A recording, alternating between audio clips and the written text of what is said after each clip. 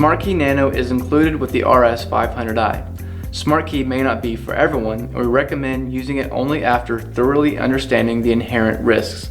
If you decide to pair Smart Key, take caution and be responsible. To get started, remove Smart Key from your accessories box and pull out the battery tab from the side of the key to connect the battery.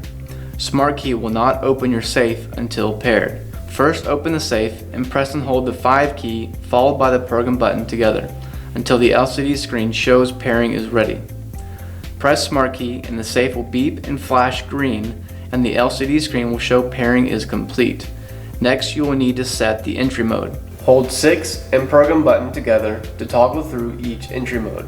You can choose between on-demand and progressive entry modes, or disable Smart Key altogether. Smart Key must be assigned an entry mode or it will deactivate and not function. On-demand will open your safe at any time within range of the safe, but draws significant power.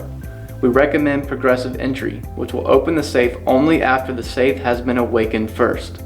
To wake your safe, you can simply press any key on the safe or brush your hand across the keypad to get them to illuminate and then use Smart Key. In the event you lose Smart Key, simply start the pairing sequence over without the Smart Key present.